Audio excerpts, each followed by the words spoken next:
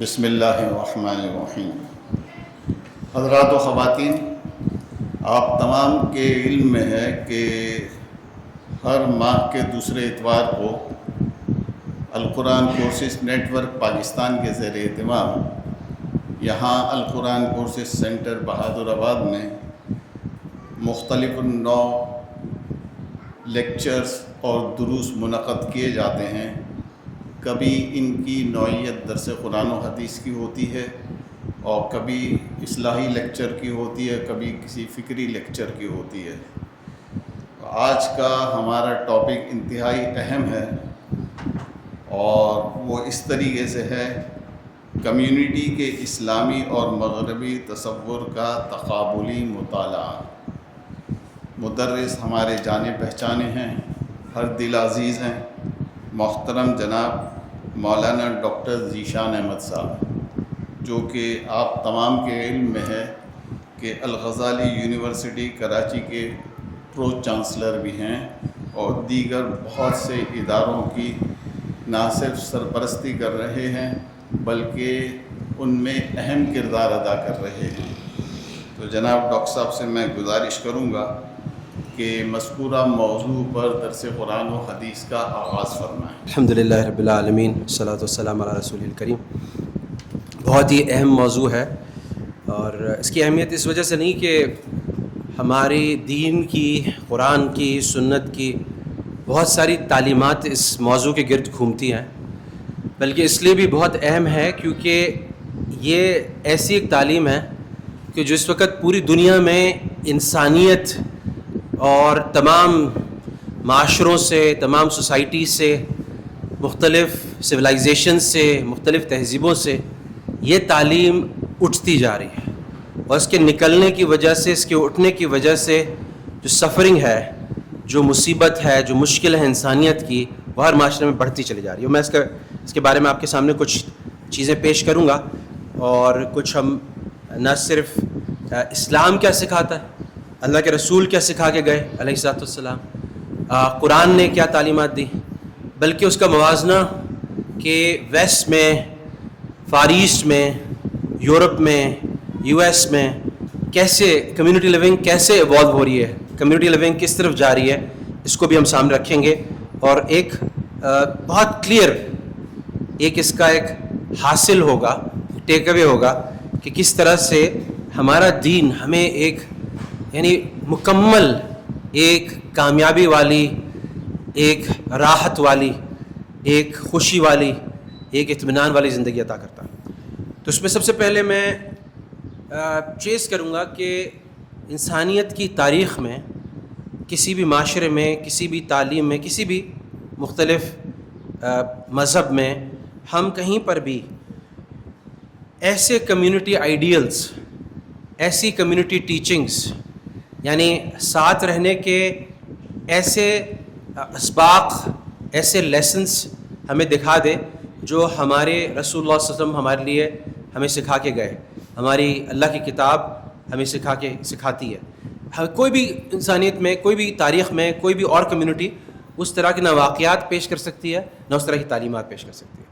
مثال کے طور پہ آپ یہ سوچیں، آپ یہ ایک واقعہ سوچیں اور سرچ کریں، گوگل پہ سرچ کریں، چیٹ GPT کریں کہ کیا کبھی ایسی انسان کی ہسٹری میں ہوا کہ دو مختلف قومیں جو بلڈ سے بھی کنیکٹڈ نہیں تھیں، یعنی ان میں آپس میں خون کا رشتہ بھی نہیں تھا، آپس میں ان کا قبیلہ بھی کامن نہیں تھا، قبیلہ بھی مختلف تھا، بالکل الگ الگ لوگ تھے، لیکن صرف اور صرف عقیدے کی وجہ سے، ایمان کی وجہ سے، دین کی وجہ سے ایک قوم دوسری قوم کو یہ کہتی ہے کہ جو کچھ میرے پاس ہے، جتنا کچھ میرے پاس ہے، میری پراپرٹی، میری تمام مال، میرا تمام اسباب، یہاں تک کہ میرے پاس 2 بیگمات ہیں، 2 اہلیاں ہیں، ان میں سے ہر چیز میں آدھی کر کے تمہیں دے دیتا ہوں۔ تو یہ جو مواخات کی نظیر ہے جو حضرت نبی کریم علیہ الصلوۃ والسلام نے صحابہ کرام کے سامنے سے پیش کی، اور حضرت سعد بن ربی نے حضرت عبد الرحمن بن عوف کو یہ پیشکش کی کہ دیکھو میں یہاں کا سب سے امیر ترین آدمی ہوں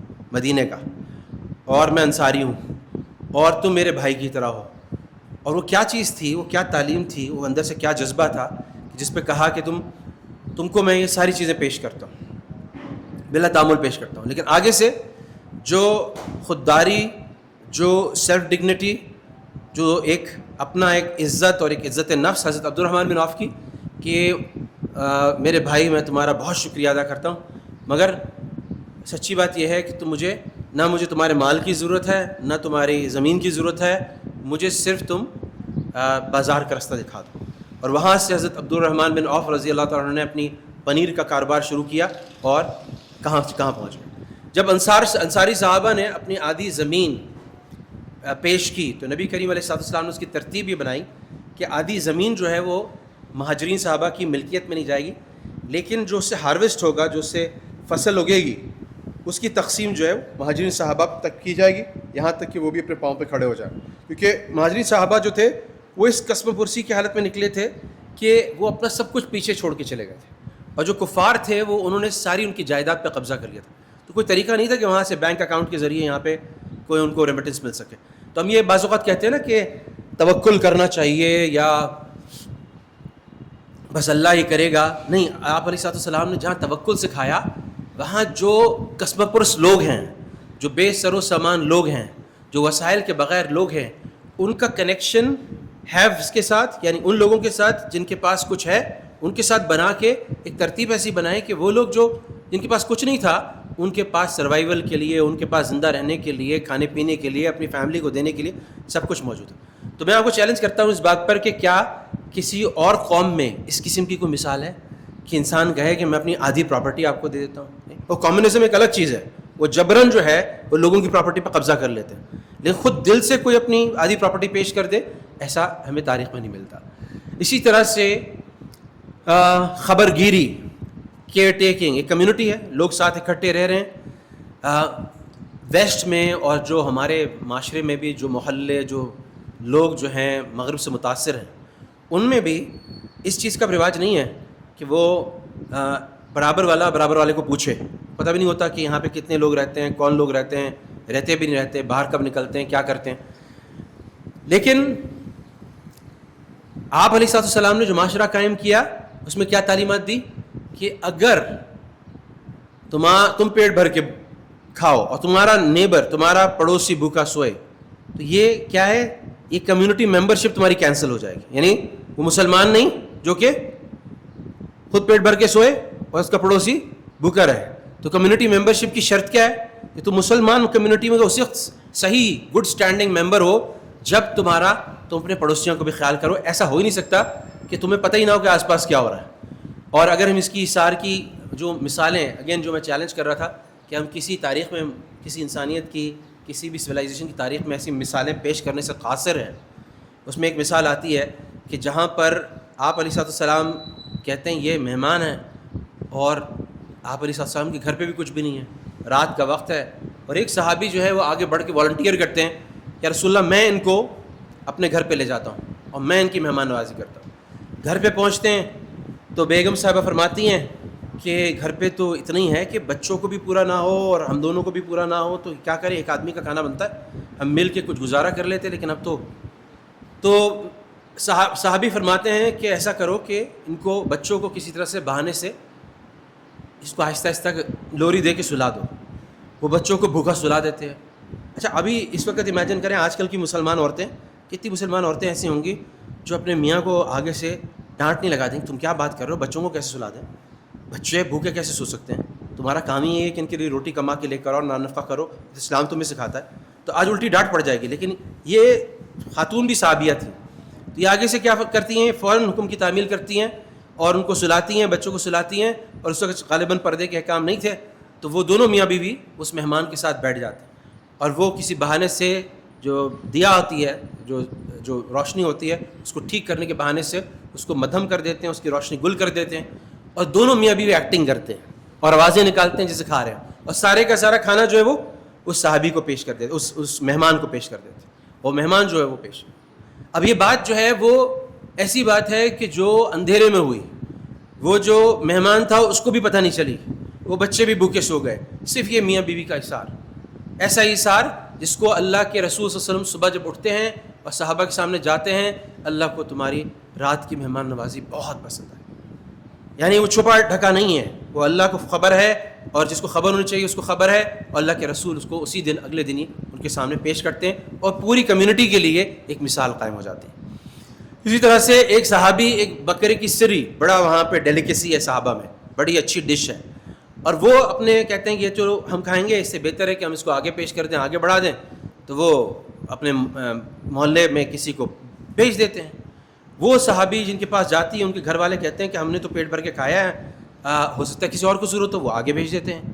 اس طرح سے کرتے کرتے کرتے کرتے وہ 7 گھروں سے ہوتی ہوئی وہ بکرے کی سری جو ہے وہ واپس ان صحابی کے پاس آ جاتی ہے جن صحابی نے سب سے پہلے اس کو بھیجا ہوتا ہے، جن کے بکرے کی وہ سری ہوتی ہے، اور اس سے اندازہ ہوتا ہے۔ اور اسی طرح سے جو غالباً غزوہ احد کا واقعہ ہے کس کا، کہ جہاں پہ ایک صحابی پہنچتے ہیں اور وہ دیکھتے ہیں کہ ایک صحابی جو ان کے رشتہ دار بھی ہیں اور جو شہید ہونے کے قریب ہیں لیکن پیاس کی حالت میں ہیں اور جنگ سے نڈھال ہیں، اور ان کو میں اس وقت سب سے زیادہ ضرورت جو ہے وہ سب سے زیادہ تکلیف جو ہوتی ہے پیاس کی، پانی کی ہوتی ہے، پانی کی پیاس کی ہوتی ہے، تو میں ان کو پانی پیش کروں۔ اور اس تکلیف میں وہ صحابی آگے اشارہ کرتے ہیں ایک اور صحابی کی طرف کہ دیکھو وہ بھی ایسی حالت میں ہیں، تم ان کے پاس کیوں نہیں لے جاتے؟ اور کرتے کرتے کرتے وہ صحابی کئی لوگوں کے پاس جاتے ہیں، اور پھر پہلے صحابی کے پاس جب واپس آتے ہیں تو وہ شہید ہو چکے ہوتے ہیں، وہ اس دنیا سے جا چکے ہوتے ہیں۔ دوسرے کے پاس آتے ہیں وہ دنیا، یعنی وہ یہ گوارا کر لیتے ہیں کہ اس پیاس کی شدت میں، اس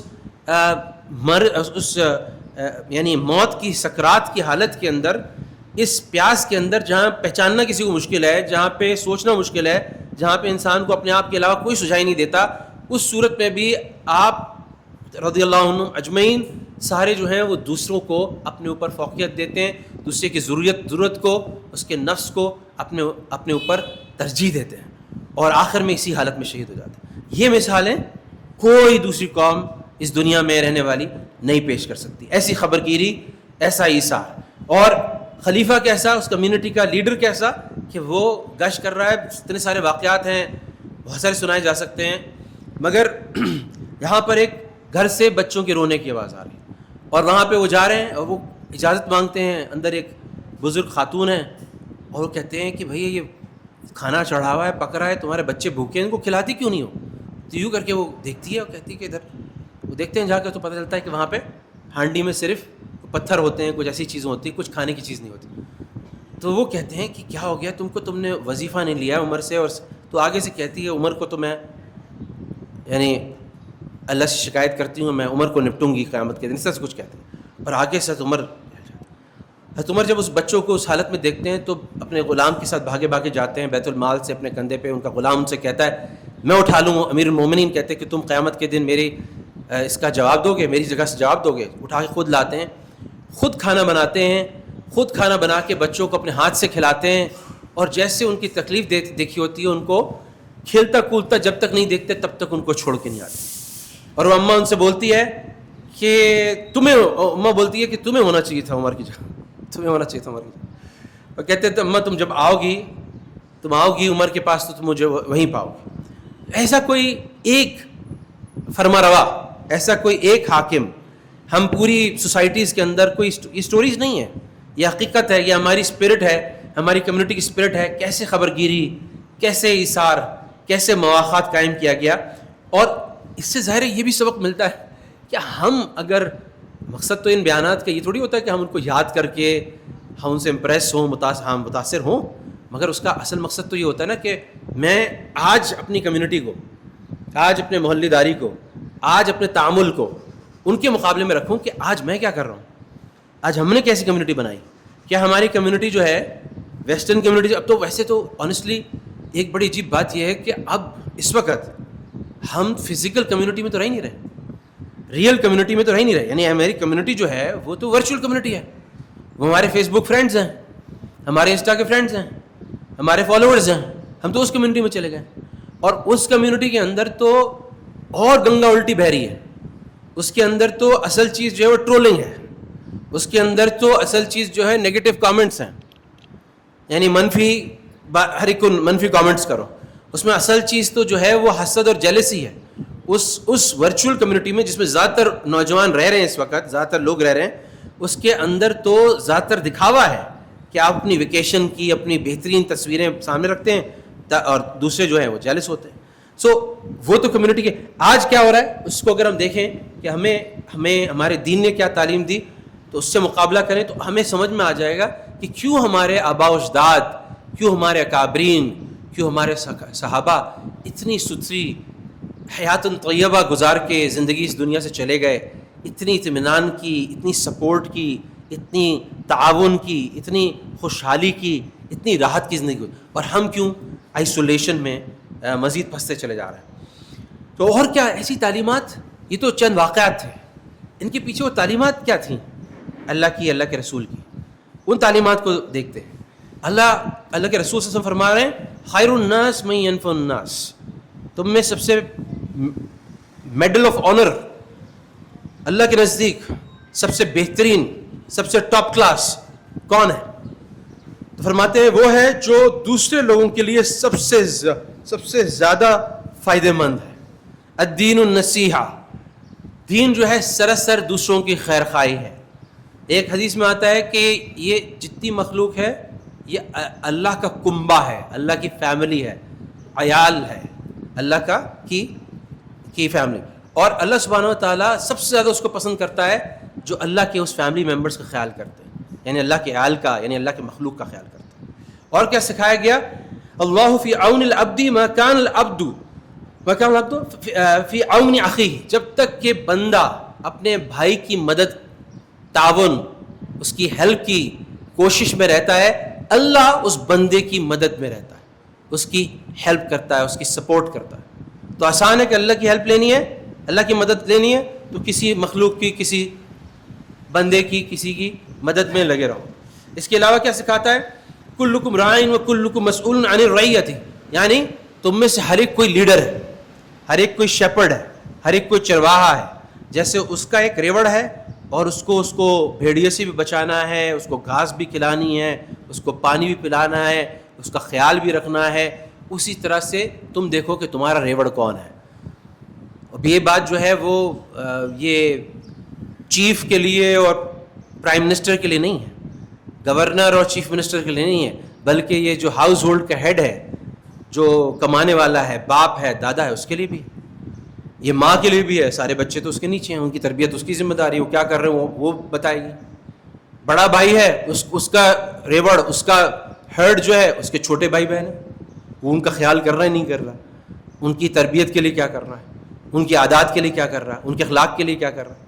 اور جو سب سے چھوٹا بھائی کہتا ہے، وہ سب سے چھوٹا والا، سب سے چھوٹی بہن، سب سے چھوٹا بھائی، وہ کہے گا میرا تو کوئی ہے ہی نہیں بھائی. ابھی ہم فیملی بزنس میں دیکھتے ہیں وہ نئی نسل آ جاتی تھوڑے دنوں میں، وہ تمہارے تایا کے، تمہارے بڑے بھائی کے بچے، تو تم چچا بن جاؤ گے تو تمہارا ریوڑ بن جائے گا. تو کوئی ایسا مسلمانوں میں نہیں ہے. مسلمانوں میں لیڈرشپ جو ہے وہ پوزیشن سے نہیں دے، لیڈرشپ کمیونٹی کی ہر ایک کے پاس ہے. اس حدیث سے ثابت ہے، اور ہر ایک کا وہ ریوڑ ہے. اور اللہ تعالیٰ اس کے بارے میں کہتے ہیں، اللہ کے رسول صلی اللہ علیہ وسلم فرما رہے ہیں کہ اللہ سبحانہ سوال بھی کریں گے. فرمایا اسی میں جو تعلیمات دی گئیں، جو سورہ حجرات میں آتی ہیں، دوسری صورتوں میں آتی ہیں، کہ مسلمان دوسرے کی غیبت نہیں کر سکتا، مسلمان زیادہ کثرت سے ایک دوسرے کے بارے میں گمان نہیں کرتے، کیونکہ اکثر گمان جو ہے وہ گناہ کی طرف لے جاتے ہیں. مسلمان کو چاہیے کہ دوسرے کے بارے میں تجسس میں نہ پڑے. ہمارا تو مطلب دیکھیں تو ویسٹرن کلچر، ویسٹرن کمیونٹی ہے ہی ساری گوسپنگ نیٹ ورک پہ، آپس میں افواہیں ہیں، فلاں نے یہ کر دیا، فلاں یہ کر دیا.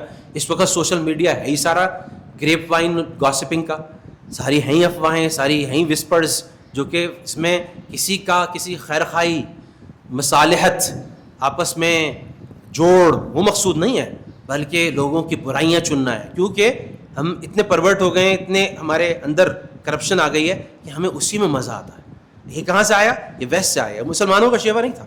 مسلمان تو ایک کان سے، مسلمانوں کا یہ تھا من ستر مسلمن سترہ اللہ یوم القیامہ، کہ جس نے کسی مسلمان کے عیب پہ پردہ ڈالا، اس دنیا میں اللہ تعالیٰ اس دنیا میں بھی اور آخرت میں بھی اس کے عیب کو دوسرے لوگوں سے، مجھے سب سے زیادہ ضرورت ہے کہ میرے گناہ اور میرے عیب کسی پہ نہ، قیامت کے دن میرا پردہ رہ جائے. یہ تو بہت بڑی بات ہے. تو میں کسی کا عیب کیسے چنوں؟ میں کسی کا عیب کیسے بیان کروں؟ میں کسی کی رپورٹنگ کیوں کروں؟ میں سوشل میڈیا پہ کیوں ڈالوں؟ میں کہیں اور کیوں ڈالوں؟ اور سب سے عجیب بات جو ابھی پچھلے دنوں میں یہ ہمارا ایک درس ہوا شیخ تقی اسماعیل صاحب کے جو تفسیر کا بیان ہے، تو اس میں ایک عجیب بات آئی، اور مجھے اس سے بڑا وہ ایک بات تو کچھ اور چل رہی تھی، مگر اس سے مجھے ایک اور بات سوجھی جو حضرت نے اس بیان میں بڑی تاکید سے فرمائی بھی، اور پھر میں نے اس کی کچھ تحقیق کی. اور وہ ایک عجیب چیز ہے کہ چلو ایک حدیث میں آتا ہے مثل المومنین مثل الجسدی، کہ یہ سارے ہم جو ہیں نا کھٹے، یہ سب کی مثال ایک جسم واحد کی ہے. ایک جگہ تکلیف انفیکشن ہو گیا نا، اب گلے میں انفیکشن ہوا ہے یا پیٹ میں انفیکشن، اب پورا جسم بخار میں، یہاں بھی گرم ہو رہا ہے، پاؤں پہ بھی گرم ہو رہا ہے، ہاتھ پہ بھی گرم ہو رہا ہے، ہر جگہ گرم ہو رہا ہے. تو ایسا نہیں ہو سکتا کہ ایک باڈی پارٹ میں تکلیف ہے اور باقی پوری باڈی فیل نہ کرے. تو اللہ کے رسول کیا کہہ رہے ہیں کہ نفس واحد کا جسد واحد، ایک نفس کی طرح، ایک جسد کی طرح، ایک جسم کی طرح. اب ایسا ہو نہیں سکتا کہ الطاف بھائی کے یہاں پرابلم ہے اور ڈاکٹر ذیشان فیل نہ کریں، ذیشان صاحب کے یہاں پرابلم ہے اور آپ لوگ فیل نہ کریں. یہ کمیونٹی کا کانسیپٹ، یعنی کچھ نہ کچھ دعائیں مسجد میں ہو رہی ہیں. ہماری والدہ کا کینسر کی سرجری تھی، اس کے بعد ڈاکٹر نے کہا کہ ان کی تو ایک اور سرجری ہوگی، 5 ہفتے تک ان کو ریڈیشن تھراپی لینی ہوگی. اب ہم نے مختلف لوگ پوچھ رہے ہیں، لوگ ماشاءاللہ مسجد میں، فالکن کی مسجد میں بڑی اچھی کمیونٹی ہماری، تو لوگوں نے دیکھا بھی، صاحب نے پوچھا بھائی پریشان لگ رہے ہیں آپ، یہ وہ. میں نے کہا والدہ کو آپریشن، امام صاحب نے پوچھا کیا حال ہے، میں نے کہا اس طرح سے ہے، دعا کیجیے گا. انہوں نے کہا آپ چاہیں تو میں دعا کروا لوں. میں نے کہا آپ کروا لیں. تو انہوں نے کہا بھائی اس طرح سے ڈاکٹر شاہد کی والدہ آج ان کی سرجری ہے، ان کے لیے دعا کریں. اب وہ دعا کس کی کہاں لگی، ہم بھی دعا کر رہے ہیں، والدہ بھی ماشاءاللہ بہت تہجد گزار ہیں، سب کچھ ہے. اس کے بعد جب سرجری سے آئیں تو پتہ چلا کہ ڈاکٹر نے جو کہا تھا اس کے بعد بھی سرجری ہوئی، اس کی بھی نوبت نہیں آئی. الحمدللہ الحمدللہ، اللہ تعالیٰ ماشاءاللہ لا قوت الا باللہ. اور اس کے بعد 5 ہفتے کی جو ریڈیشن تھراپی بتائی تھی ڈاکٹر نے کہا اس کی بھی ضرورت نہیں ہے، ورنہ روزانہ 5 ہفتے کے لیے جانا تھا. یہ دعائیں نہیں تو کیا ہے؟ تو مسلمان ایک دوسرے کے لیے دعا کر کے دوسرے کو مصیبت سے نکال لیتا ہے. آپ کی مصیبت میری مصیبت، میری مصیبت آپ کی مصیبت، یہ وہ کانسیپٹ ہے جو الگ. تو جو میں شیخ تقی والی بات کر رہا تھا، یہ جو آیات ہے سورہ نور کی، جہاں پہ وہ پورا واقعہ آتا ہے کہ حضرت عائشہ رضی اللہ تعالیٰ عنہا پہ تہمت لگی، اور اس تہمت لگانے کے بعد جب جو حضرت عائشہ کا حال ہوا، وہ حال ہوا تو اس میں کئی اسباق آئے. تو جو اللہ سبحانہ تعالیٰ نے جب بات کی نا، وہ عجیب بات کی. یہ 12ویں آیت ہے سورہ نور کی، جب اس واقعے کے تناظر میں اللہ تعالیٰ نہ صرف حضرت عائشہ رضی اللہ تعالیٰ عنہا کی برات کا اعلان کر رہے ہیں کہ ان کی عزت، ان کی ڈگنیٹی. اب حضرت اماں عائشہ روتی تھی، وہ کہتی تھی میں سوچتی تھی کہ میری برات، اللہ جانتا ہے نا کہ میں بری ہوں، میں نے کوئی گناہ نہیں کیا، تو اللہ کے رسول کے دل میں القاء کر دیں گے، اللہ کے رسول کو کوئی خواب آ جائے گا. یہ میرے وہم و گمان میں بھی نہیں تھا کہ اللہ تعالیٰ قرآن کی آیت بنا کے میری برات ایسی نازل کریں گے کہ قیامت تک وہ آیت تلاوت کی جائے گی. تو وہ آیت جو ہے، وہ آیتیں سورہ نور کی، لیکن جو میں اپنا پوائنٹ دے رہا تھا کمیونٹی کے پرسپیکٹو سے، وہ یہ تھا اعوذ باللہ من الشیطان الرجیم لولا اذ سمعتموه ظن المؤمنون والمؤمنات بانفسهم خیرا. ارے جب یہ بات کی جا رہی تھی، جب تم نے یہ بات سنی، یہ غلیظ بات سنی کسی پاک دامن عورت کے بارے میں، اب یہ بات سنی، اب اگلی بات عجیب کر رہے ہیں نا. تو ہونا یہ چاہیے تھا کہ قرآن میں آتا کہ تمہیں اس خاتون کے بارے میں اچھا گمان کرنا چاہیے، تمہیں اس خاتون کے بارے میں اچھا گمان، یہ بنتی تھی آیت. اللہ تعالیٰ فرماتے ہیں کہ ظن المؤمنون والمؤمنات بانفسهم خیرا. تو مومنین اور مومنات کو چاہیے یہ تھا، یہ نہیں بولا کہ عائشہ کے بارے میں اچھا گمان کرتے، سیدہ عائشہ کے بارے میں بولا کہ تم مومنین اور مومنات کو چاہیے تھا کہ اپنے بارے میں اچھا گمان کرتے ہیں. اپنے بارے میں اچھا گمان کرتے ہیں کیا مطلب یہ کہ حضرت عائشہ اور دوسرے مومنین اور مومنات ایک ایگزسٹنس ہیں. ان کا حضرت عائشہ کے بارے میں برا گمان کرنا ایسے ہی تھا جیسے اپنے بارے میں برا گمان کرنا. اس میں تفسیر میں ایک واقعہ حضرت ابو ایوب انصاری رضی اللہ عنہ کی اہلیہ کا بھی لکھا ہے کہ دونوں جو ہیں ان کے پاس یہ واقعہ پہنچا تو دونوں، حضرت ابو ایوب انصاری ان کی اہلیہ نے کہا کہ عائشہ کو چھوڑو، یہ سوچو کہ کبھی ایسا اگر واقعہ ہوتا، ہم قافلے سے پیچھے رہ جاتے اور اکیلے رہ جاتے کسی مرد عورت کے ساتھ، کیا ہم دونوں میں سے کبھی کوئی ایسا کام کر سکتا تھا؟ دونوں نے کہا سوال ہی پیدا نہیں ہوتا. تو دونوں نے کہا کہ عائشہ تو ہم سے بہت اونچی ہے، عائشہ تو امہات المومنین میں سے ہے، سیدہ عائشہ کی تو کیا بات ہے، اماں عائشہ کی کیا بات ہے. تو جب ہم اپنے بارے میں گمان نہیں کر سکتے تو عائشہ کے بارے میں گمان کیسے کر سکتے؟ تو یہاں سے بھی وہ کہ ہر تم ایک ایگزسٹنس ہو، تم ایک چیز ہو، تم اپنے بارے میں. اسی طرح اللہ تعالیٰ فرماتے ہیں وَلَا تَقْتُلُوا أَنفُسَكُمْ. اب کہہ رہے ہیں اللہ تعالیٰ وَلَا تَقْتُلُوا أَنفُسَكُمْ إِنَّ اللَّهَ كَانَ بِكُمْ رَحِيمًا. بھائی اپنے آپ کو نہ مارو، اپنے آپ کو قتل مت کرو. اچھا اس سے کسی مفسر نے یعنی سوئسائڈ مراد نہیں لی، یعنی خودکشی مراد نہیں لی، بلکہ ایک دوسرے کو مارنا، ایک دوسرے کو قتل کرنا مراد لیا. یعنی جب میں کوئی شخص کسی اور مسلمانوں سے مارتا ہے تو ایسے ہے کہ اس نے اپنا قتل کیا، ایسے ہے کہ اس نے اپنے آپ کو مار دیا. اسی طرح سے آتا ہے فسلموا علی انفسکم، اپنے آپ پہ سلام بھیجو، اپنے آپ کو سلام کرو. کیا مطلب اپنے آپ کو سلام کون کرتا ہے بھائی؟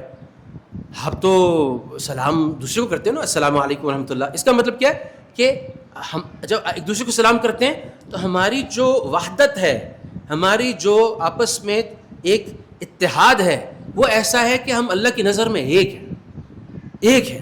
وہ واقعہ آتا ہے نا جو پرانی مسلم کمیونٹی تھی کہ بارش نہیں ہو رہی، حضرت موسیٰ علیہ السلام موجود ہیں، دعائیں ہو رہی ہیں، ایک سے ایک بڑا ولی موجود ہے، حضرت یوسف علیہ السلام موجود ہے، دوسرے موجود ہیں. یا اللہ بارش کیوں نہیں ہو رہی؟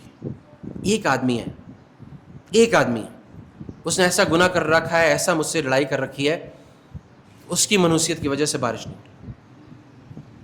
موسیٰ علیہ السلام واپس جاتے ہیں، خطبہ دیتے ہیں، دیکھو ایک آدمی کی وجہ سے اتنی مخلوق، جانور تک سفر کر رہے ہیں، سب مخلوق سفر کر رہے ہیں، اور وہ آدمی توبہ کر لے تو شب ہو جائے، وہ اپنے آپ کو ظاہر کرے اور یہاں سے نکل جائے. تب اللہ کہتے ہیں، تب اللہ وعدہ کرتے ہیں جب وہ چلا جائے گا یہاں سے تو باقی لوگوں پہ اللہ کی رحمت داخل. ایک آدمی کا گناہ پوری کمیونٹی کی افلکشن کو، ان کے فیمن کو، ان کے قحط کو کا سبب بنا ہوا ہے. اب وہ بہت دیر انتظار کرتے رہے، کوئی نہیں نکل رہا. اتنی دیر میں کیا دیکھتے ہیں، بادل آ رہے ہیں، بادل آئے اور بادل کے بعد بارش شروع ہو گئی. حضرت موسیٰ علیہ السلام حیران رہ گئے کہ یہ تو کوئی نہیں نکلا، اور اللہ نے تو ابھی کہا تھا. موسیٰ علیہ السلام تو کلیم اللہ ہے، کوئی ایسا تو ہے نہیں کہ 3 ریسورسز ہو اس کے بعد سوشل میڈیا پہ کوئی خبر آ رہی، وہ تو ڈائریکٹ اللہ سے معلوم کر رہے ہیں. تو اب اللہ سبحانہ تعالیٰ سے حضرت موسیٰ علیہ السلام نے فوراً کلام کیا، رسول یا ربی یا اللہ، یہ کیا ہے؟ یا بھائی وہ جو شخص تھا جس نے مجھ سے لڑائی کی ہوئی تھی، جس نے گناہ کیا ہوا تھا، گناہ پہ اصرار کیا ہوا تھا، جس کی منوسیت کی وجہ سے بارش نہیں ہو رہی تھی، اس نے مجھ سے گڑ گڑا کے رو کے اپنے دل میں اندر ہی اندر دعا کی، اللہ اس گناہ کے باوجود آج تک تم نے میری اس گناہ پہ پردہ رکھا، میرا راز افشا نہیں کیا، مجھے ایکسپوز. ہم تو بڑا فخر محسوس کرتے ہیں نا، کسی کی ویڈیو ہم خوشی سے دیکھتے بھی ہیں اور ڈالتے بھی ہیں، فلاں ایکسپوزڈ رائٹ.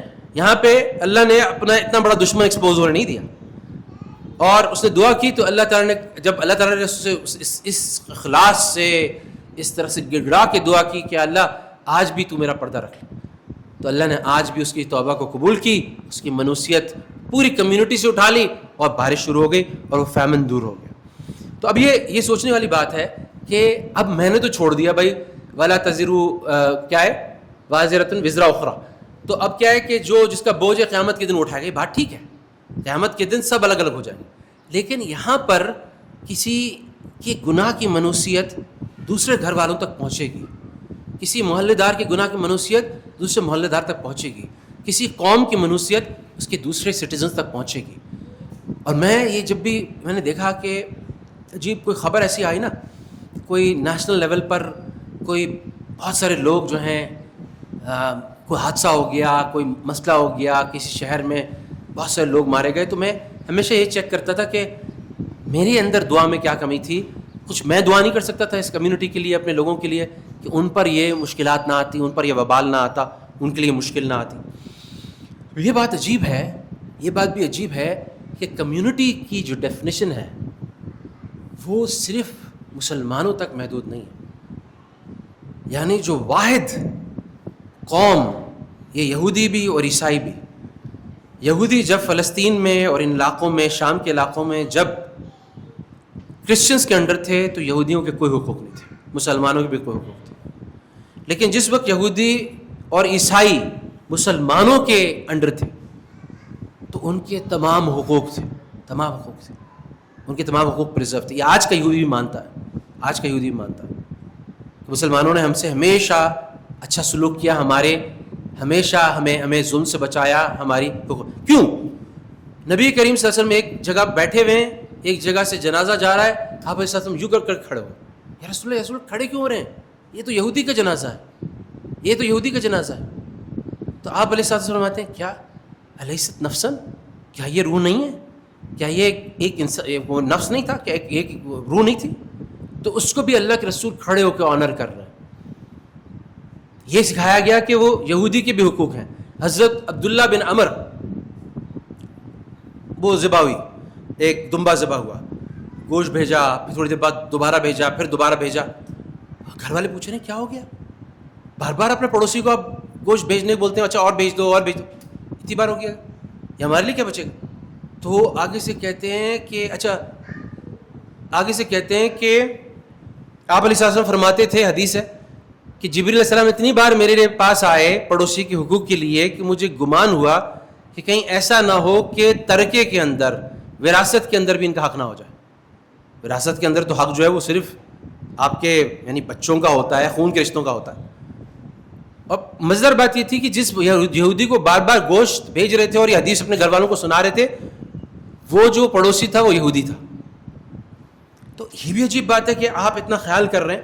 اب یہاں پر یاد رکھیے گا کہ یہ خیال کرنا، کمیونٹی کا ایک ہونا، جسد واحد ہونا تو ایک بات ہے. ایک بات یاد رکھیے گا کہ جو اصل کمیونٹی کی اسپرٹ تھی نا، جہاں بھی مسلمان کمیونٹی، اور اصل کمیونٹی تو اس وقت پوری شکل میں بنی، جو سب سے بڑا رول ماڈل ہے جب مسجد نبوی بنی. اور مسجد نبوی بننے کے بعد ساری کمیونٹی کا ہیڈ کوارٹر مسجد نبوی مقرر ہوا. اور وہ مسجد نبوی ایسی تھی کہ وہاں 5 وقت کی نماز تو ظاہر ہوتی تھی، مگر مسلمانوں کے سارے مسائل بھی وہاں پر حل ہوتے تھے، سارے بڑے بڑے فیصلے بھی وہیں ہوتے تھے، سارے ضرورت مند صحابی وہیں آتے تھے، سارے جو وفد آتے تھے ان کی ملاقاتیں بھی وہیں ہوتی تھیں. عورتیں بھی پیچھے نماز پڑھتی تھیں، بچے بھی پیچھے نماز پڑھتے تھے. اب ٹھیک ہے، پردے کے احکام کی وجہ سے، فتنے کے دور کی وجہ سے علماء نے خواتین کا الگ کیا، لیکن اس بات پر تو ممانعت کسی نے نہیں کی کہ مسجد میں پیچھے ایک حصہ بن جائے، ایک کمیونٹی سینٹر بن جائے. کیونکہ دیکھیں اس وقت خواتین ہر جگہ نکلی پڑی ہیں، مالز میں بھی ہیں، یونیورسٹیز میں بھی ہیں، سب جگہ نہیں ہیں. اب وہ خاتون جو نکلتی ہے، اب اس کو نماز پڑھنی ہے تو وہ کہاں نماز پڑھے؟ ہماری ایک آدھ کوئی مساجد ہوں گی جہاں پہ جگہ ہے، ورنہ تو مساجد میں فیملی میں کہاں پڑے گی بیچاری؟ وہ اس کو دروازہ کھولو، کھڑا کرو، کہیں اس کو آرٹیفیشل پردہ بناؤ، فٹ پاتھ پہ بیچاری نماز پڑھ رہی. تو اب اس کو دیکھنا ہے کہ کمیونٹی سینٹر کا کانسیپٹ کیا ہے. میں آخری میں انشاءاللہ آؤں گا تو جو امریکہ میں نے دیکھا اس کی بھی بات کروں گا کہ کس طرح سے ہم اس کو کر سکتے ہیں. یہ جو ساری باتیں میں نے کی، اس میں ایک عجیب بات آئی کمیونٹی کی کہ ایک دفعہ نبی کریم علیہ السلام صحابہ کے ساتھ موجود تھے. آپ علیہ السلام کے چہرے پہ ذرا سے ناگواری کے تاثرات تھے، اور ناگواری کے لہجے میں آپ نے کہا کہ بعض قبیلے ایسے ہیں، بعض تم میں سے لوگ ایسے ہیں کہ وہ اللہ نے ان کو علم دیا ہے، اللہ نے ان کو اپنے دین کا علم دیا ہے، اور ان کے آس پاس دوسرے قبائل ہیں جو جاہل ہیں، جو دین سے دور ہیں، اور وہ ان کے بارے میں غافل ہیں. اپنے الفاظ میں سارے مفہوم عرض کر رہا ہوں، ظاہر عربی میں تو بتا نہیں رہا ہوں. اور کچھ قبائل ایسے ہیں جن کو دین کا نہیں پتہ، اور ان کے آس پاس پڑوسی قبائل ہیں جو جانتے ہیں، وہ ان سے سیکھنے کے بارے میں طلب نہیں رکھتے، ان کے پاس جاتے نہیں، ان سے سیکھتے نہیں. تو صحابہ میں بڑی چہمے گوئی ہیں، کیونکہ صحابہ آپ علیہ السلام کے اشاروں کو سمجھتے تھے اور بہت ڈرتے تھے کہ آپ علیہ السلام کو کہ کوئی بات ایسی نہ ہو جائے ہم سے جو آپ کو گرا محسوس ہو. تو آپس میں انویسٹیگیشن شروع ہو گئی. کرتے صحابہ نے اسپیکولیشن کی، انویسٹیگیشن کی. انہوں نے کہا یہ اشری قبیلے کے بارے میں، یہ لوگ بڑے عالم بھی ہیں، دین کو جانتے بھی ہیں، ان کے ارد گرد جو قبائل آباد ہیں نا، وہ زیادہ تر ایسے قبائل ہیں جو کہ بدو قبائل ہیں، ان کو نہیں آتا. تو عشائرہ کے اشری قبیلے کے لوگ جو سردار تھے آپ علیہ السلام کے پاس آئے اور فکر مند ہو کے پوچھا، رسول اللہ کہیں آپ ہمارے بارے میں تو نہیں؟ یا رسول اللہ ہمیں کچھ وقت دے دیں، ہمیں کچھ وقت دے دیں اور آپ کی شکایت دور ہو جائے گی. اور اس کے بعد انہوں نے اہتمام کیا کس بات کا؟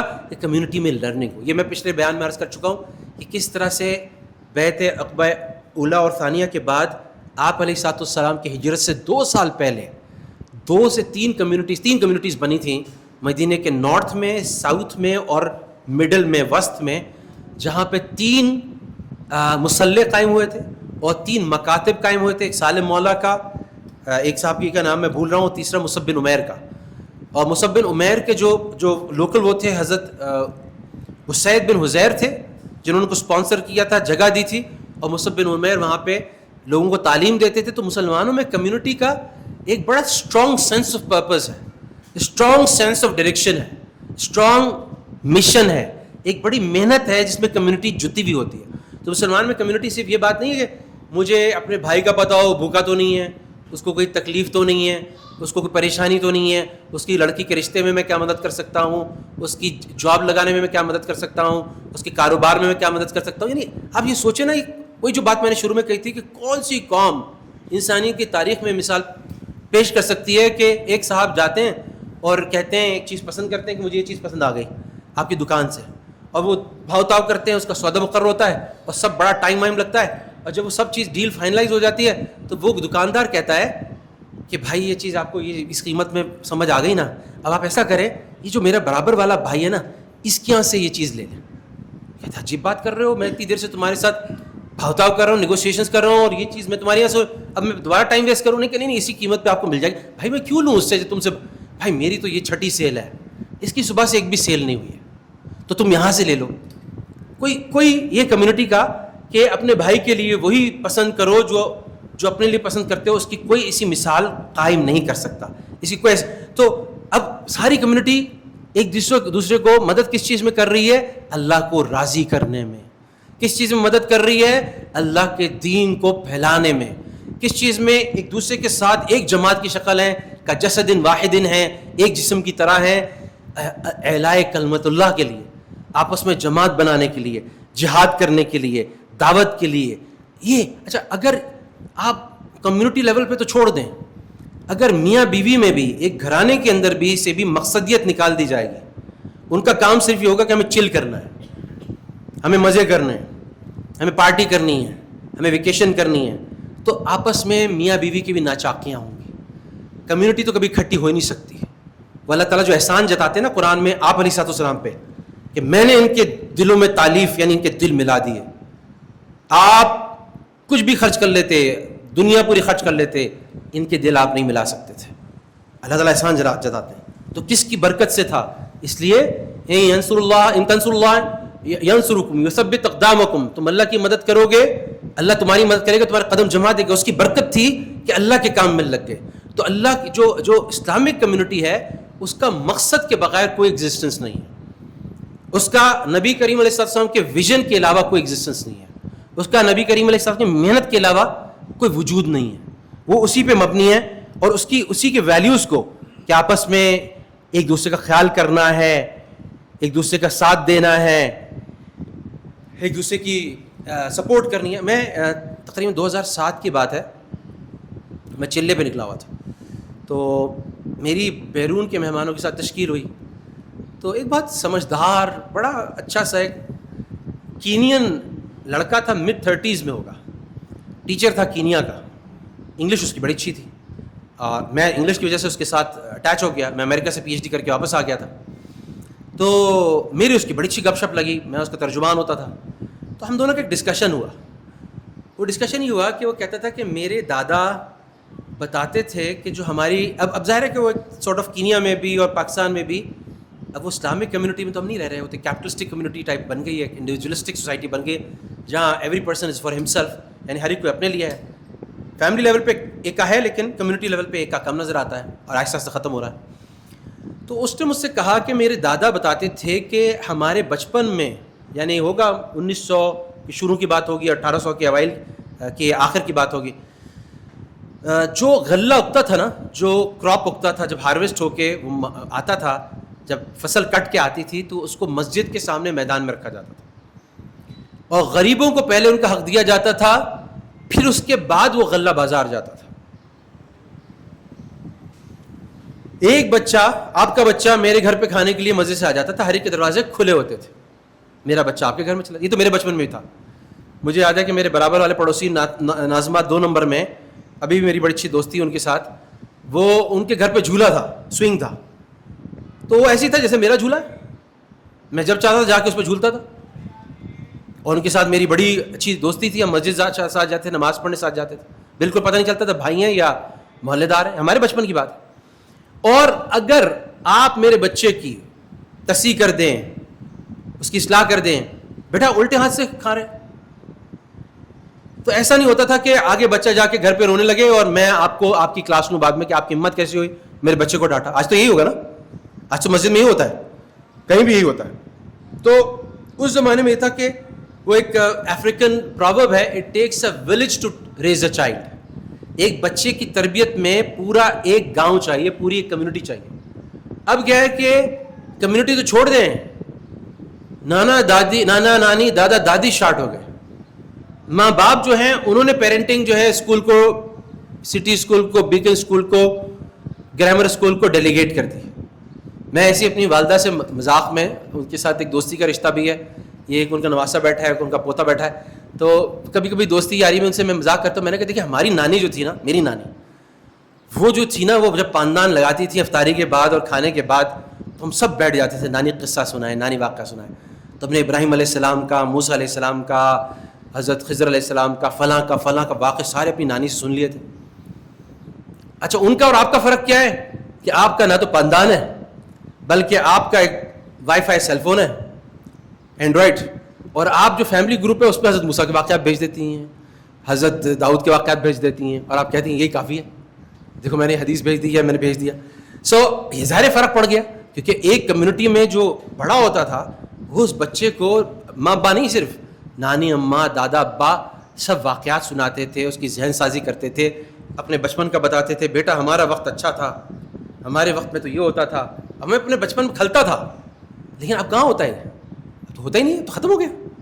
تو یہ چیز ہوتی تھی. اسی طرح سے اس زمانے میں یعنی جو مسلمان کمیونٹی کا ہیرو ہوتا تھا، بچوں کو یہ نہیں بتایا جاتا تھا کہ بابر اعظم، فلاں آفریدی، اسپائڈر مین، سپر مین، ان سے انسپائر نہیں ہوتے تھے بچے. بچوں کے جو کمیونٹی ہیروز ہوتے تھے وہ کون ہوتے تھے؟ یہ دیکھو یہ کیسی خدمت کرتا ہے لوگوں کی. یا تو پبلک سرونٹ ہوتے تھے جو لوگوں کی خدمت کر رہے ہوتے تھے، جنہوں نے اپنے آپ کو مٹایا ہوا ہوتا تھا، جو بے غرض ہوتے تھے لوگوں کی خدمت، یا علماء ہوتے تھے، مشائخ ہوتے تھے، صوفیہ کرام ہوتے تھے. تو وہ بچوں کے ہیرو ہوتے تھے. بچے وہ بننا چاہتے تھے، ڈکی بھائی بننا نہیں چاہتے تھے.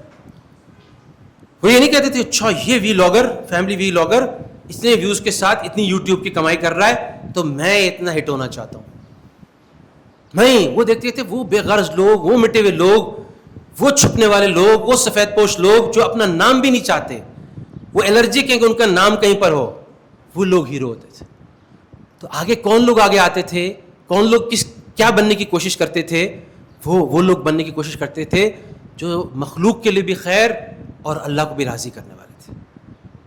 اور اب کون ہے جی؟ فلاں سیلیبریٹی ہے، یہ ہالی ووڈ کا سیلیبریٹی ہے، فلاں جو ہے یہ ٹاپ سنگر ہے، ہمارے زمانے میں مائیکل جیکسن ہوتا تھا، یہ ہے، لوگ پاگل ہیں اس کے لیے، کریزی ہیں، اور فلاں ہیں. اب یہ سیلیبریٹی تو ظاہر ہے وہ آدمی ہوتا ہے جو خوب مال اکٹھا کر لیتا ہے اپنے لیے، خوب فیمس ہو جاتا ہے. ایک بات جس میں اپنی بات ختم کروں گا اس میں ویسٹرن موازنے میں، کمپیریزن میں، کہ ایک تو میں آپ سے بات کروں گا ہماری جو کمیونٹی تھی، بلکہ اس کی بات کرنے سے پہلے میں ایک آپ کو کچھ ویسٹرن جو مغرب میں اس وقت کمیونٹی نہ ہونے کی وجہ سے جو حالات ہو گئے اس کی کچھ ہائی لائٹس پیش کرتا ہوں.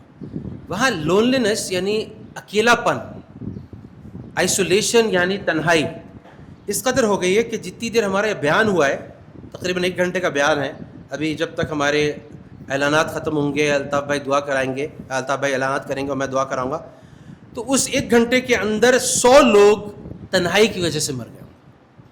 یہ اسٹیٹسٹکس جو ہیں ورلڈ ہیلتھ آرگنائزیشن کے، تقریباً 8,71,000 ڈیتھس پر ایئر ایک سال کے اندر لونلینس کے لیے.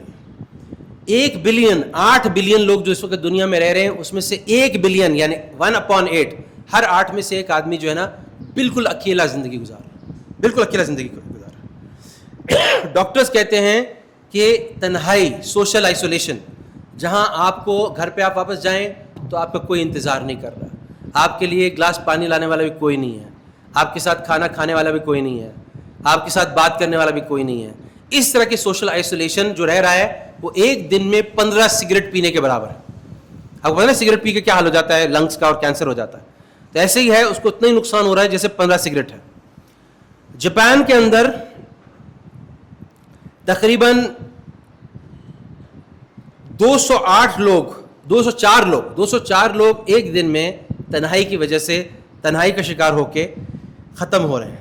4,500 لاشیں ایسی تھیں جن کو سڑتے 1 مہینے سے زیادہ ہو گیا تھا جاپان میں، اور پھر ان کی باڈی ڈسکور، یعنی ان کے گھر میں 1 مہینے تک اگر وہ نہ جائیں، باہر نہ نکلیں، تو کوئی ان کی خیر خبر کرنے والا نہیں. وہ جو مینٹیننس والا آتا ہے، جو ریگولر مینٹیننس والا آتا ہے، جب وہ عام طور پہ 1 مہینے بعد آتا ہے، وہ کھٹکھٹاتا ہے، تو اس کے بعد وہ لاش ڈسکور ہوتی ہے.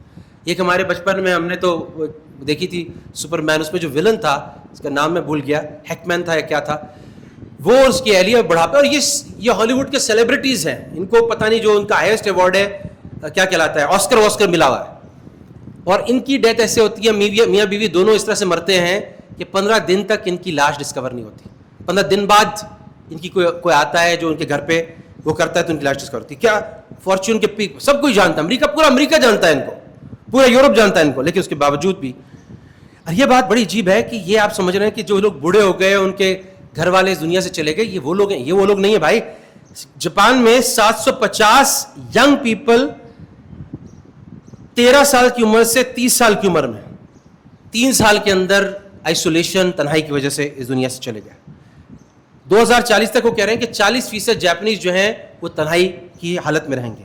امریکہ میں سے ہر 3 میں سے 1 آدمی کہتا ہے کہ میں بالکل دنیا میں تنہا ہوں, میرا کوئی نہیں ہے. 1 میں سے 5 امریکی کہتا ہے کہ میرے ساتھ کوئی ایسا ہی نہیں جس کے میرے ساتھ بات کر سکوں, میرے ساتھ بات کرنے والا کوئی نہیں ہے.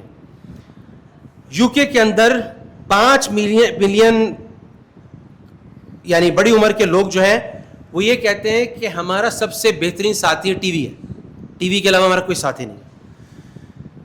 اور یہ نمبر اور یہ چیزیں آگے اور مزید ابتر سے ابتر ہوتی چلی جا رہی ہیں, ابتر سے ابتر ہوتی چلی. اب اسی بحث میں آپ کو ایک اور شکل دکھاتا ہوں. جب میں 4 سال کے لیے امریکہ میں رہا تو اب میں کچھ ہائی لائٹ کرنا چاہتا ہوں. چھوٹی سی کمیونٹی تھی. اچھا وہاں پر نا میں تو کٹر دیوبندی حنفی, اب وہاں پر جو ہے ہم تو وہاں پر تو ماشاء اللہ شافعی بھی, مالکی بھی, سلفی بھی, سارے قسم کے لوگ. تو اب کوئی ہاتھ کھول کے اب ایک دوسرے کو ہم شارٹ بھی لگاتے تھے کہ بھائی یہ کس حدیث سے ثابت ہے, یہ کس حدیث سے ثابت ہے, یہ سننا کے قریب آپس میں چل رہی ہوتی تھی. مگر کمیونٹی کا سینس ایسا تھا کہ ہمارا جو پریزیڈنٹ تھا کمیونٹی کا, وہ جو تھا وہ سب کا خیال کرتا تھا اور ہر ایک کو ایک دوسرے کو سپورٹ کرتا تھا. ایک ساتھی تھے ہمارے مصر سے تھے, احمد حسن, وہ جو تھے وہ کہتے تھے کہ brother Zeeshan, even if you need me at 3 o'clock in the morning, 3 بجے بھی اگر تمہیں 2:30-3 بجے بھی میری ضرورت پڑ جائے تو بلا تکلف تم میرے گھر کا دروازہ مجھے فون کر لینا, میرے گھر کا تک. تو مجھے تو ایسا محسوس ہوا کہ میرے والد صاحب کو اور میرے بھائیوں کو جو میں کراچی چھوڑ کے آیا تھا وہ اگرچہ میرے ساتھ نہیں ہے, لیکن میرے بھائیوں کی اور میرے والد کی اللہ نے جیسے ریپلیسمنٹ دے دی. یہ جو برادر فرج ہے جو میری جو پیچھے سے لیبیا کا ہے, جس سے میرا دور دور کا سوائے کلمے کے علاوہ کوئی تعلق نہیں ہے, وہ تو ایسا میرا خیال کرتا ہے. یہ احمد حسن جو مصر سے ہے, ایجپٹ سے ہے, اور حقیقتاً یہ ہوا کہ میری اہلیہ جب ہسپتال میں رہی مس کیریج کی وجہ سے, تو وہ اس کی میرے جو احمد حسن ہے جو مصری تھا, اس کی اہلیہ ساری رات ہسپتال میں اس کے ساتھ کھڑی رہی, ایسے جیسے اس کی سگی بہن ہو, ایسے اس کی سگی بہن.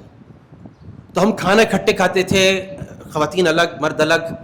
ہم جمعے کی نماز کے بعد ہم راتوں میں اکٹھے ہو جاتے تھے, ہم بچوں کو سب مل کے تعلیم دیتے تھے.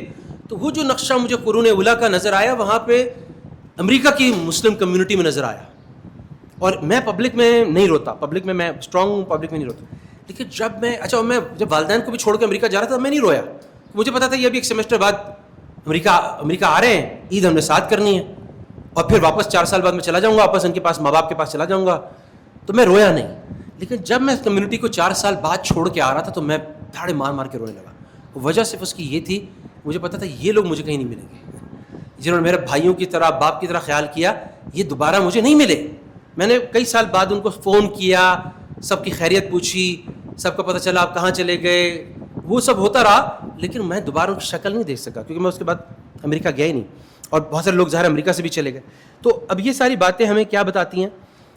یہ ساری باتیں ہمیں یہ بتاتی ہیں کہ آج بھی ہماری خوشی کا, راحت کا, اطمینان کا تعلق جو ہے نا, اس کے لیے بہت سارے پروویژنس, اس کے لیے بہت سارے لوازمات ہماری شریعت, ہمارا دین, ہمارا رسول, پیارا رسول صلی اللہ علیہ وسلم, ہماری اللہ کی کتاب ہمیں سکھاتی ہے. اور ہم جب کہتے ہیں نا کہ پاکستان ڈیولپنگ کنٹری ہے, کیونکہ پاکستان کی پر کیپٹا انکم جو ہے نا وہ اتنے $1000 ہے, اور پاکستان تو بہت نیچے آتا ہے, اور یہ ویسٹرن کنٹریز اور یہ یورپین کنٹریز یہ یہاں پہنچے ہوئے ہیں. تو پھر ہم یاد رکھیں کہ اس اکنامک میجر کے اندر, ان نمبرز کے اندر, جہاں ہم پاکستان کو نیچے دکھاتے ہیں, تو وہاں پر جو ماں باپ کو دیکھ کر جو ہمیں خوشی ملتی ہے اور جو حج عمرے کا ثواب ملتا ہے, اور ماں باپ کو ہمارے بچوں کو دیکھ کے جو ان کو خوشی ملتی ہے، وہ میں لمس سے واپس آیا نا تو میں آیا اس لیے تھا کہ والدین کے ساتھ رہوں. امریکہ سے واپس اسی لیے آیا، پھر لاہور چلا گیا تھا لمس میں رہا 6 سال، پھر واپس آ گیا، یہاں اپرچونیٹی ملی. تو پھر کیا ہوا کہ مجھے یہاں پر کچھ حالات خراب ہوئے، کچھ پالیٹکس ہو گئی، تو میں واپس لمس میں نے اپلائی کیا. تو لمس والوں نے کہا آ جاؤ واپس، آ جاؤ تمہارے لیے پوزیشن خالی ہے. تو میں نے اپنے والد صاحب سے کہا کہ والد صاحب میں جا رہا ہوں لاہور، واپس جا رہا ہوں. تو والد صاحب نے کہا کہ بیٹا ٹھیک ہے تمہیں جانا چلے جاؤ، میرا پوتا پوتی میرے ساتھ رہیں گے. کیا مطلب کہ یہ سود جو ہے نا اصل سے زیادہ پیارا ہوتا ہے. تو میں نے کہا ان کے بغیر میں کیسے رہوں گا. تو میں نے کہا چلو ٹھیک ہے. پھر اللہ نے خود ہی رستہ بنایا، یہاں پہ میری بڑی اچھی وہیں پر دوبارہ جاب ہو گئی، وہ جو پالیٹکس تھی وہ ختم ہو گئی، سب کچھ ہو گیا. تو لیکن جو یہ چیز کہیں پہ ڈالر میں میجر نہیں کی جا سکتی، یہ چیز ڈالر میں میجر نہیں کی جا سکتی. ہارورڈ گرانٹ اسٹڈی ہے، ہارورڈ گرانٹ اسٹڈی یہ 80 سال سے زیادہ چلی ہے. 725 لوگوں کو انہوں نے لائف ٹائم ٹریک کیا، ان کی زندگی بھر ان کے پیچھے لگے رہے، ان کو نوٹس کرتے رہے، ان کی ڈائری بناتے رہے. انہوں نے دیکھا کہ وہ لوگ جو 40 سال کی عمر پہ بہت زبردست ہو گئے تھے، بڑے پیسے آ گئے تھے، بڑے اچیورز تھے، لیکن بعد میں ان کی فیملی الگ ہو گئی. اور وہ لوگ جو کہ بہت زیادہ کوئی ہیرو نہیں بنے تھے، کوئی بہت زیادہ امیر نہیں بنے تھے، بہت زیادہ گو گیٹرز نہیں تھے، وہ جب 80 سال کی عمر تک پہنچے تو وہ لوگ جن کے پاس پیسے بہت تھے لیکن وہ اکیلے پڑ گئے، وہ بہت بری حالت میں تھے. اگرچہ ان کی فزیکل وہی تھی کہ وہ کسی کمر میں درد ہے، کسی کو نی کا درد ہے، کسی کو کچھ ہے، لیکن وہ لوگ جن کے گھر والے ساتھ تھے، جو کمیونٹی کا کوئی کام کر رہے تھے، جن کے آس پاس ان کی اہلیہ تھی، ان کے بچے تھے، تو وہ لوگ کہیں زیادہ خوشحال تھے، کہیں زیادہ بہتر مینٹل ہیلتھ میں تھے، کہیں زیادہ بہتر فزیکل ہیلتھ میں تھے. تو ہم جتنا اللہ کا شکر ادا کریں کہ جو اللہ نے ہمیں فیملی سسٹم دیا، ہمیں کمیونٹی سسٹم دیا. مجھے یاد ہے کہ میری اہلیہ جو تھی نا، چونکہ یہ پڑھی ہوئی ہے مینار جدہ وغیرہ کی، تو وہاں پہ اس کی زیادہ تر امریکن ٹیچرز تھیں، تو اس کا ایکسنٹ بولنے کا بچپن سے امریکی. تو اب یہ جب امریکہ میں رہتا تھا تو یہ میں تو اپنا کام میں لگا ہوتا تھا، تو کچھ دوستی بنانی پڑتی تھی. تو اب کسی گوری سے ایمی سے دوستی ہو رہی ہے، کسی بھی دونوں واک کر رہے ہیں، تو وہ حیران ہو رہی ہے، اس بات پہ حیران ہو رہی ہے کہ یہ تمہاری جو میاں ہے وہ تمہارے پاس بھاگا بھاگا آتا ہے، میرا میاں تو مجھے چھوڑ کے چلا گیا، میں تو سنگل مدر ہوں، وہ تو مجھ سے اپنا کام نکال کے غائب ہو جاتا ہے، کبھی کبھی بیچ میں آتا ہے کام نکالنے کے لیے، پھر مجھے اکیلا چھوڑ دیا، میں بچے کو پال رہی ہوں. اور وہ اپنا شکوہ شکایت کرتے تھے. اچھا ایک خاتون جو تھی، ایک دفعہ میری فیملی پاکستان آئی ہوئی تھی، تو میرے اوپر رہتی تھی وہ، تو میں کچھ بیان لگا کے رات میں زور سے سو گیا. اب اگلے دن صبح میں میرے گھر پہ نوک ہوئی، صبح میں نے دروازہ کھولا تو وہ خاتون سامنے کھڑی ہوئی ہے. اب میں جانتا تھا محلے دار کہیں ہیں آس پاس کے. کہتی ہے I could not sleep last night, you are playing your radio too loud. میں رات میں سو نہیں سکی کہ تمہارا ریڈیو بہت زور سے بج رہا تھا اور بہت زور سے تھا. تو میں نے کہا میں بہت معذرت چاہتا ہوں، یہ تو بالکل غلط ہو گیا، آئندہ تمہیں کبھی شکایت نہیں ہوگی، میں معافی چاہتا ہوں. تو اب میں دیکھتا تھا کہ وہ کبھی ہم لوگ یہاں پہ ہمارا اپارٹمنٹس تھے، سامنے پارکس تھے، تو کبھی میں بچوں کو جھولا دے رہا ہوں، میں گھر والوں کے ساتھ وہ کر رہا ہوں، کبھی میں مسجد جا رہا ہوں، تو دیکھتی رہتا. جس دن آخری دن تھا، جس دن ہم وہاں سے امریکہ سے واپس آ رہے تھے، تو وہ گھر میں اجازت مانگ کے داخل ہو کے ہم پیک اپ کر رہے تھے سارا. تو کہنے لگی کہ تم واپس جا رہے ہو؟ تو میں نے کہا ہم لوگ واپس جا رہے ہیں، میرا PhD ہو گیا، ہم واپس پاکستان جا رہے ہیں. تو کہنے لگی مجھے بڑا افسوس ہے کہ تم جیسے لوگ امریکہ میں رکتے تو ہمیں بہت خوشی ہوتی. پھر کہنے لگی کہ میں دیکھتی تھی کہ تم ایک ہی دن کے اندر 4 5 دفعہ اپنے چرچ جا رہے ہو. تو میں بڑی امپریس ہوتی تھی کہ خدا تمہاری زندگی میں کتنا سینٹرل ہے، کتنا مرکزی حیثیت ہے خدا. پھر میں دیکھتی تھی کہ تم اپنے بچوں کے ساتھ کیسے کھیل رہے ہو، تم اپنے بیگم کے ساتھ کیسے برتاؤ کر رہے ہو. ہمارے یہاں امریکہ میں تو چیزیں ختم ہو رہی ہیں. تو ساری چیزیں جو تھیں وہ ان کے لیے دعوت کا ذریعہ ہے، ان کے لیے ایک اٹریکشن ہے، کیونکہ وہ ان چیزوں سے نکلتے چلے جا رہے ہیں. اور سچی بات ہے کہ جب آپ ان کے حالات کبھی معلوم کرتے ہیں نا، تو آپ کا دل رونے پہ مجبور ہو جاتا ہے. یعنی کلمے سے محرومی، دین سے محرومی زندگی کے اندر کتنی چیزوں سے محروم کر دیتے. اور یہ ہمارا کام ہے کہ جو اس کی خیر تھی، جو اس کی فضیلت تھی، وہ ساری ہم ان کو پہنچاتے اور ان کو کرتے. اب بس آخری بات یہ ہوگی کہ آج ان چیزوں کی ہم قدر کر لیں جو اللہ رسول سے ہمیں کلمہ پڑھنے پہ، ایمان لانے پہ مل گئی. اور چاہے ہم یونیورسٹی کے اندر ہوں، وہاں بھی ہم کمیونٹی بنائیں، چاہے ہم محلے کے اندر وہاں بھی ہم کمیونٹی بنائیں، وہاں بھی ایسی خیال کریں. یہ ہیں میمنوں کی، یہ دورا جی والوں کی، اور باٹوا والوں کی، اور فلاں والوں کی، اور دہلی والوں کی، پنجابی سوداگر کی، پھر بھی ایک دوسرے کا خیال کرتے ہیں. انتقال ہو گیا تو تجہیز و تکفین، قبرستان میں جگہ، کوئی بیمار پڑ گیا, کسی کو بچے کو ایجوکیشن کی ضرورت ہے, بچے کی شادی ہے, ہمیں جہاں کمیونٹی سے جو آؤٹ ہے اس کو کسی نہ کسی کمیونٹی کا حصہ بننا ہے. اور ہمیں کوشش یہ کرنی ہے کہ جو مواقعات کی جو کیفیت تھی نا, کہ جو ہیوز ہیں جن کو اللہ نے دیا ہے, وہ ہیو ناٹس کو جنہوں کو اللہ نے اس دنیا میں نہیں دیا, ان کے ساتھ ایسا تعلق قائم کریں کہ مستقل کوئی مدد کی بنیاد ہو. وہ انگریزی میں کہتے ہیں نا کہ you can feed a person by giving a fish, you can feed a person for one day by giving a fish. کسی کو آپ ایک دن اس کی بھوک مٹا سکتے ہیں ایک مچھلی دے کے, اور اس کی زندگی کی بھوک مٹا سکتے ہیں اس کو فشنگ سکھا کے, اس کو فشنگ نیٹ دے کے, اس کو جال دے دیں, اس کو فشنگ سکھا دیں, تو اس کا مطلب اس کی ساری زندگی کی. تو یہ کام بھی کرنے کا ہے کمیونٹی میں, کہ نبی کریم علیہ السلام نے ان صحابی کے ساتھ جو ان کے پاس آئے تھے اور ان سے کہا کہ رسول اللہ میرے پاس کچھ نہیں ہے, میں تو کچھ میری مدد فرمائے. کچھ نہیں ہے تمہارے پاس, کیا ہے تمہارے پاس؟ ان کا ایک میرے پاس چادر ہے, اس کو اوڑھ کے سوتا ہوں, اور ایک پیالہ ہے اس میں کھاتا ہوں.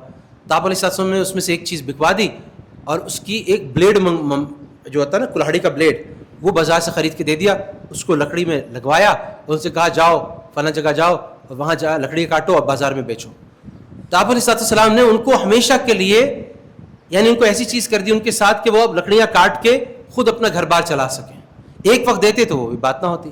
تو ہمیں کمیونٹی کے اندر یہ بھی دیکھنا ہے کہ ایجوکیشن کے ذریعے, اسکلز کے ذریعے, اور سب سے بڑا کام کمیونٹی کا جس میں اپنی بات اینڈ کرتا ہوں, کہ جس سے اصل برکت کمیونٹی کی آئے گی, جس سے اصل اللہ سبحانہ تعالیٰ کی رضا کمیونٹی کی آئے گی, کہ کمیونٹی کا اصل مقصد جو ہے نا وہ دین کو, علم کو سیکھنا سکھانا, اپنی ذاتی زندگی میں, اپنی اجتماعی زندگی میں, اپنی عبادت والی زندگی میں, اپنی معاملات والی زندگی میں, اپنی معاشرت والی زندگی میں اس کو زندہ کرنا. جب یہ ہمارا قبلہ ہوگا, کعبہ ہوگا, نارتھ اسٹار ہوگا, اس ویژن کے ساتھ ہم چلیں گے تو ایسی اللہ تعالیٰ ہمیں برکتیں دکھائیں گے, اسی دنیا میں ایسی راحت نصیب کریں گے, جو کہ امریکن ڈریم اچیو کر لو, بڑے سے بڑا بنگلہ بنا لو, بڑی سے بڑی گاڑی لے لو, آپ کو یہ اتنا خوشی, اتنا اطمینان, آپس میں دل ملنے کی کیفیت نصیب نہیں ہو سکتی.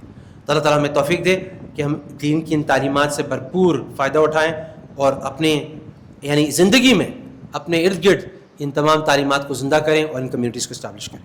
وآخر دعوانا الحمدللہ رب العالمین.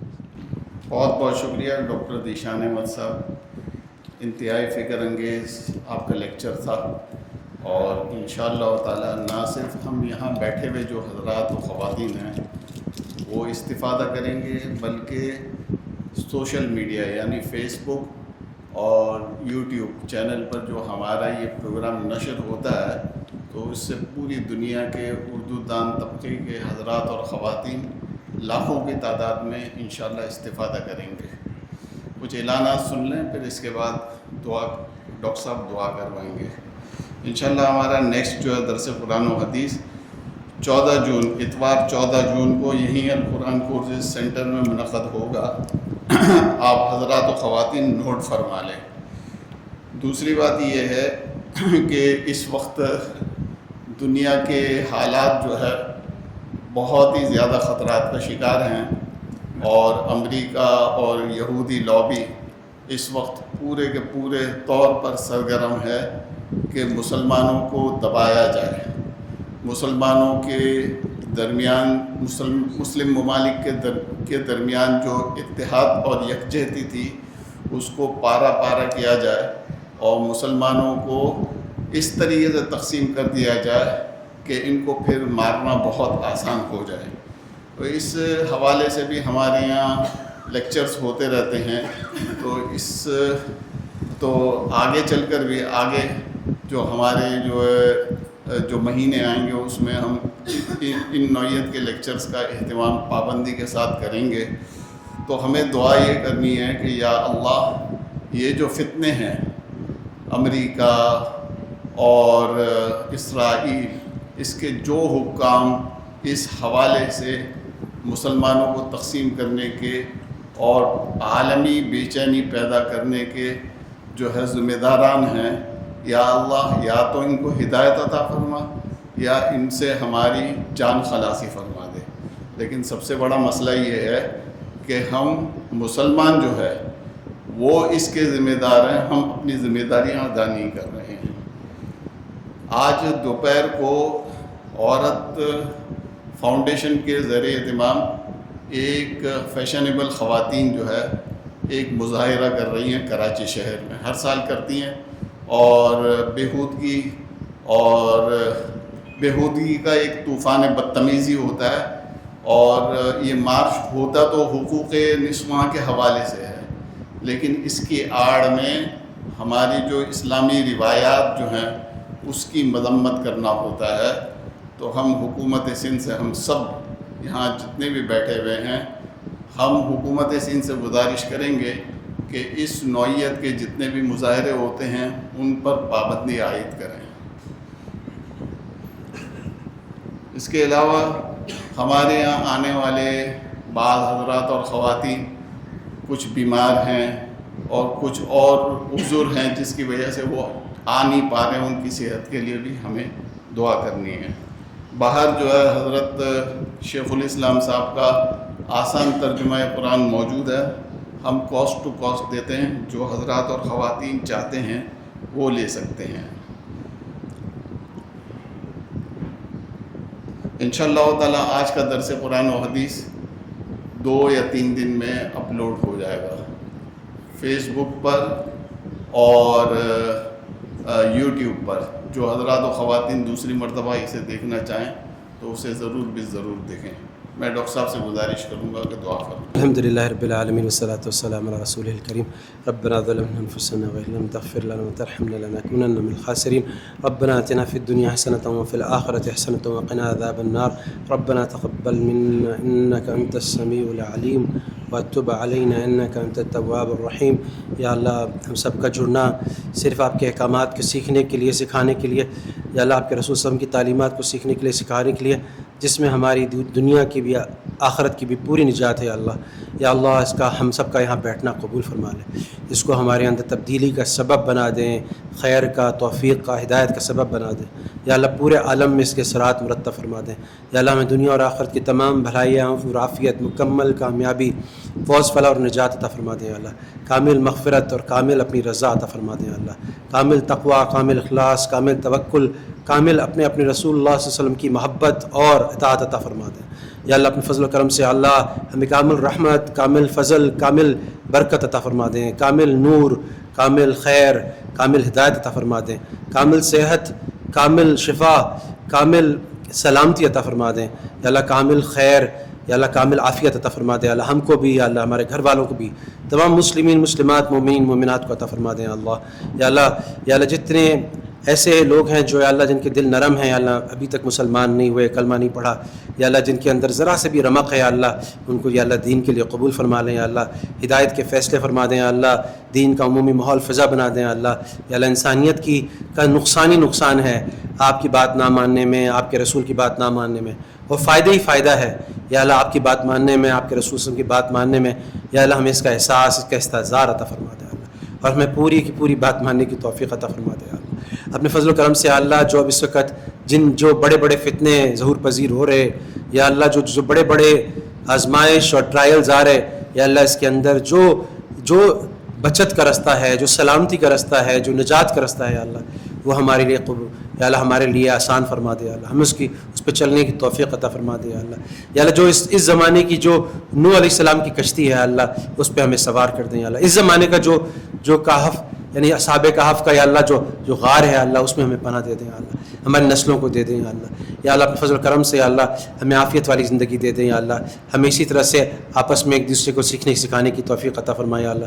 ہماری نسلوں کے اندر سے بھی یا اللہ یہ شعور، یہ سمجھ یا اللہ، یہ حکمت یا اللہ، یہ بصیرت، یہ ایمان کی نظر یا اللہ پیدا فرما دیں یا اللہ، ان کی بھی ہدایت کا اپنی جانب سے بھرپور انتظام فرما دیں یا اللہ، کالجز میں، یونیورسٹیز میں، اس ملک میں یا اللہ، بیرونی ممالک میں خاص طور پہ اللہ، اور ہمارے بزرگوں کا سایہ صحت عافیت سے ہمارے سروں پہ سلامت رکھ، ہمارے علماء کا، ہمارے والدین کا یا اللہ اپنے فضل و کرم سے، اور تمام بیماروں کو شفا کاملہ عطا فرمائے یا اللہ، تمام بات المومنین کی اللہ مکمل مغفرت فرمائے۔ صلی اللہ تعالیٰ علی خیر خلقہ محمد و آلہ و صحبہ اجمعین برحمتک یا رحمۃ۔